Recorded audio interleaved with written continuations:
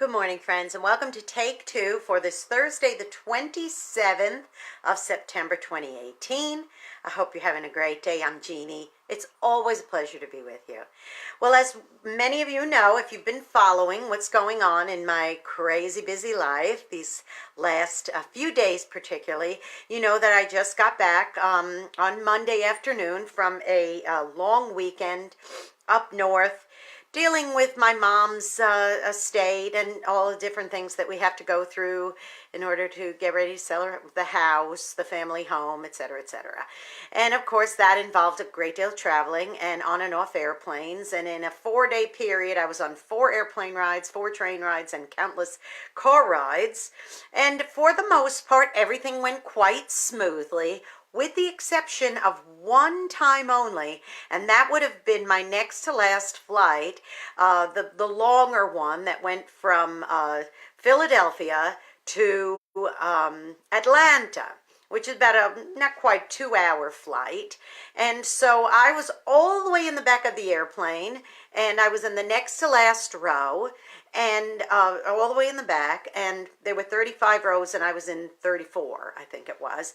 And next to me, there were 2 girls. They both had earbuds on, 2 20-somethings. I said nothing more than hi to them, and they put their earbuds in. And so I took out my book and proceeded to read my book. And I thought, well, I'll just read my book and just have a nice, quiet, relaxing, wind-down 2 hours on the plane. Sip a little of that great Delta coffee and just have a nice flight home. So I get on the plane, and in front of me, this elderly gentleman comes on, and he sits right in front of me, and directly in front of me, and he proceeds to put his seat all the way back. Now, this is before we took off. So I'm thinking, okay, we'll cut him a little slack. We haven't taken off yet, but you do have to put the seats back up for takeoff. You have to put your tray tables up. You got to do all that. So he put the seat, all the way back, so that there was like this much room with me and my book like this. And so I didn't say a word. I just proceeded to read my book and all that. And the flight attendant announced upon takeoff, please put your tray tables up, put your seats in the upright position.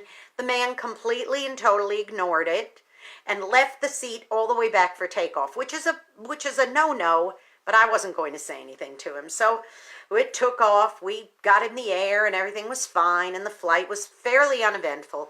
But this gentleman had the seat back the entire 2-hour flight. But wait, listen to this. Here's the kicker.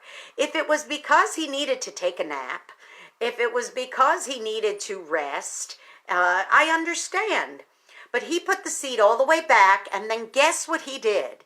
He took his book or his magazine, and he leaned all the way forward and sat in a leaning forward position with his back of his chair all the way back, which made no sense whatsoever. But I wasn't going to argue. I wasn't going to say anything, so I just used the back of his chair to kind of anchor my book, and I read the whole entire flight. So then when it was getting ready to land, I thought, this is dangerous. So when the flight attendant was coming around the bend and he was going to make his way back up there, the flight attendant, I kind of whispered to him. I said, do you think you could ask this gentleman ahead of me if he'd be so kind to put his seat in the upright position when we land? He said, well, yes. And I guess this flight attendant was about to make his rounds and do that anyway. So he very, very nicely, he was so sweet, this flight attendant, and he said to this elderly gentleman, please put your seat in the upright position. Now, this man does not know that I whispered to the flight attendant because he wasn't in ear range. So I just said it nicely, and he just was doing his job. So the elderly man, disgruntled, you could tell he was ticked off that he had to do this. He went ahead and he put his seat in the upright position. So we are getting ready. We're coming in, and we land.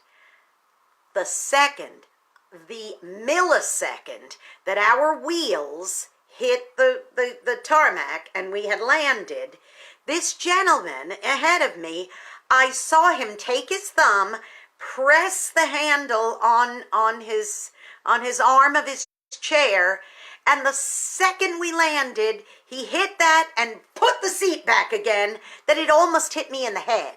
That's the force he hit it back with, as if to say, we're on the ground now, so I can put my seat back if I want. And I thought, what a grumpy pants. Why are you doing this? First of all, what have I done to you for you to do this to me? But then again, some people just like to be mean and grumpy. And so, wait, there's more to the story. So we land, and I stand up. Now, I had a very tight connection, and I had to go from one end of Atlanta Airport to the other end of Atlanta Airport. The gates were nowhere near each other. It involved running from one end of the airport to the other and taking that tram thing and taking the escalators. Okay? So we're landing. They undo the seatbelt sign, and I very polite. He stood up, and I stood up, and I very politely said to this gentleman, with whom I'd not even said 2 words the whole flight, I said, sir, do you mind if I go ahead of you? Now remember, I'm the next to last row on the plane with a full, big, long plane of people. I said, do you mind if I went a little bit ahead of you? I said, because I have a tight connection. I've got to make another plane. And this is what he said to me. He looks at me and goes, I have a connection too. We all have connections. But go ahead if you need to. And I thought, oh my gosh, I was so nice to you. Why are you being so mean? So I said, no, that's all right, sir. If you have a connection, you can go on ahead of me. I just, that was the way to answer. I thought, let's not fight this with vinegar. Let's fight this with honey. Not even fight this. Let's handle this with sweetness instead of meanness, because that's not right. And I thought, here's this man, and this is the way this man is probably living his entire life. Just mean. And I'm thinking, you know what? The best way to handle it is by me responding like this. So he looks at me, rolls his eyes, and says, no, go ahead of me. So I said, okay. So I got my bag. I had my small bag, and I start going ahead of him, and the flight attendant in the front announces, we have a medical emergency. Someone here is sick. Please, everyone, return back to your seats while we let the medical personnel come on board. So I was following, the announcement, and I walked back to my seat. And this elderly gentleman, Mr. Meanie Pants, he looks at me and says, you didn't need to come back here. I doubt very much anyone back here is the one who's sick. You could have gone up there. And I'm thinking, okay. I said, sir, the flight attendant announced for me to go back to my seat, and I was just following the rules.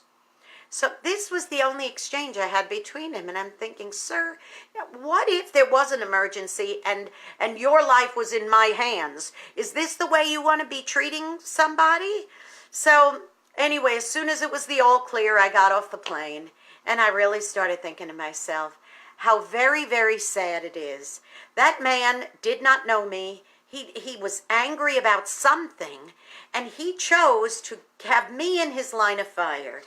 That man probably lives every minute of his life these days like this, when it's so much easier to do it like this. When I got off the plane, I was not angry.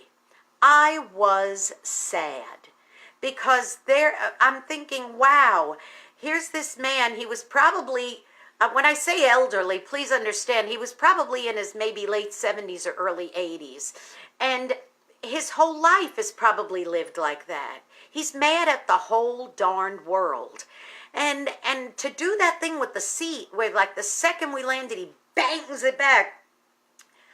If I had given him reason, if I had done something to egg him on, if I had said something like, don't you dare put your seat, or something, I could see maybe in retaliation. But when you take a totally innocent party like myself and decide that I'm the one that he's going to take out all his anger and frustration on, it's terribly sad. Who knows what kind of miserable life he has? Who knows what kind of things he has to deal with his family? He didn't know what I just went through. He didn't know what kind of a crazy weekend I had just had, busyness-wise. He didn't know what anybody else might be going through on that flight. But to say, you know what, to heck with all of you, I'm just going to be mean to anybody who gets in my way. I'm choosing to do this. And I thought, it's not that hard to be nice. So guess what? We need to choose nice. Choose nice. And that's why I entitled today's Take Two as For Goodness Sake, Be Nice. Because isn't it so much better to go on the side of goodness than it is to go on the side of meanness? So today, boys and girls, my challenge to you is to go be a blessing to somebody today. Because you know what? You might be the only one who is. If you're nice to somebody, that person may have just gone through hanging out with Mr. Grumpy Pants like that. That is not a happy thing to do. So go and do your best to be kind and to be a blessing. Hey, while you're at it, subscribe to my YouTube channel at Jeanne Sigler, JeanneSigler. Hit that subscribe button. That would make me feel happy too. And also, if you want some good, happy sounding music, go to WRMZ.org and click the listen button. That's WRMZ.org. I had to think for just a minute. I got so wound up in this. I got a little worked up. Okay, everybody, tomorrow is Friday. It's the end of another week, and I hope that you've got lots and lots of plans and that you are planning on spending your whole weekend approaching anybody you approach, anyone who gets in your path. This is the way you're going to greet them, because there's far too many of these. And here's another thing, boys and girls. The more of these you encounter, the more you need to be like this. Because guess what? That will definitely put out their fire. Okay, I love you. Take care now. I'll see you tomorrow. Bye-bye.